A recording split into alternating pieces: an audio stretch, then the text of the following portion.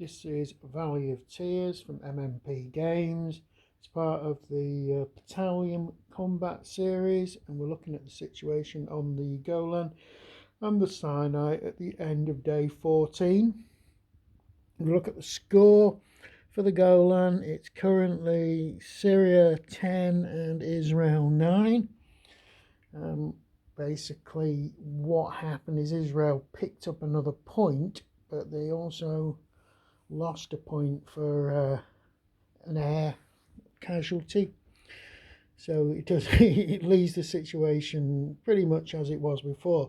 Now, the Israeli Air Force has pulled out of the Golan totally. Now, I'm not convinced that was a particularly good idea. What they're probably going to do is bring the deep penetration units back in onto this front so they can interdict the Syrians, because interdiction and the Golan has been really effective because of all the messed up supply lines, mixing and crossing that's going on in the Syrian air and their allies. Whereas it's not that effective. They had a -2 snafu on the Sinai this time due to their air interdiction, but it didn't really do anything at all to hamper the Egyptians.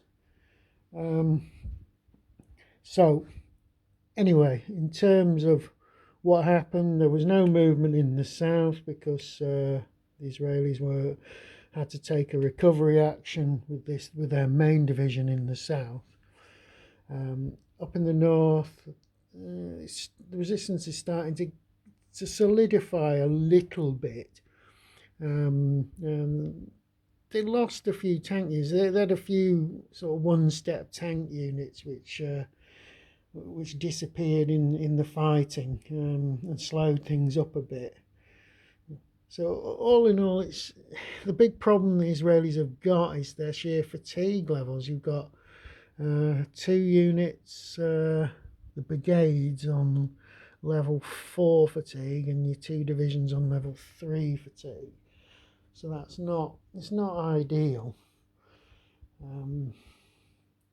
We've still got quite a few turns to go before this game finishes, assuming a double ceasefire doesn't come in at some point and stop the game. There were no reinforcements that turn for the Arab allies on this front. So, as I said, they're sort of getting a little bit of a grip on the situation, but there's still quite a few Israeli victory points within striking distance. There's one there. I think there's one there as well, and there's a flak suppression hex there, which will help the Air Force. So it still looks a dead certainty that the Israelis are going to win on the Golan. It's just a matter of time and how much pressure they remove from the Sinai to achieve this. We go across to the Sinai, yet again there's a lot of fighting going on here. The Israelis are through to the canal down here. Admittedly, the Egyptians have brought in their reserve. They've got the 3rd Mechanized coming here, which is guarding the bridges. They've had the 7th Infantry pushed back over the canal. That isn't good, it's lost them a victory point. The attempt by the Egyptians to take that victory point there has completely failed now because Israeli reinforcements have come in. So they'll probably push the Egyptians back at this point.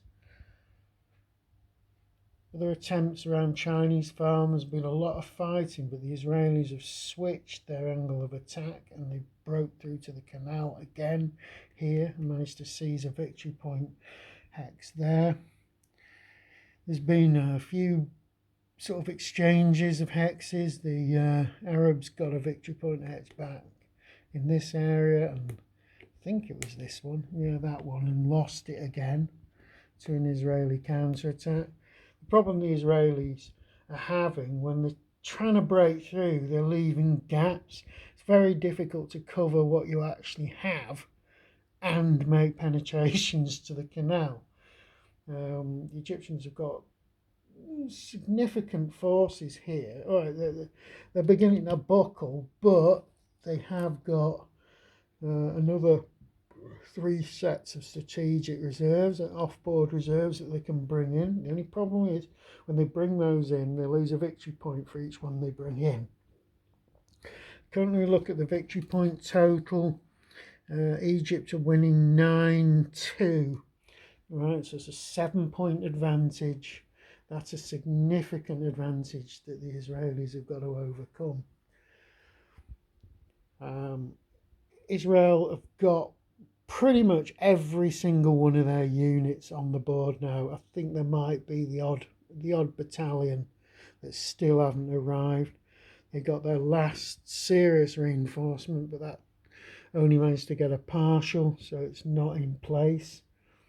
Importantly here, the 575th Territorial, which hopefully was going to recapture this lost victory point there, was unable to take. It had to take a recovery, so it rolled so badly.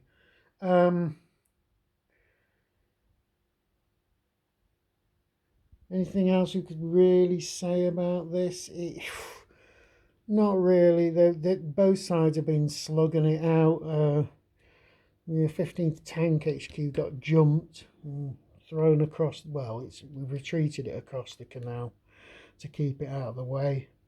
I don't even know if it's got any units left, to be quite honest. Now the 24th Tank Brigade's down to 1 unit. Yeah, they're trying to move that over to provide some sort of cover for this bridge here. It's very much Egypt responding to the Israeli attacks now and shifting. It's a bit like a sliding defence in a rugby game, maybe a rugby league game, where they're trying to cut off the attacks as they come in. So units are going one way and going another way. Like the 21st Tank is being pulled back into a more central role to be able to provide support against this Israeli breakthrough here. There's a lot going on in the Sinai at this particular moment, but I still don't think the Israelis are strong enough to make a historical breakthrough like they did well historically. Don't know.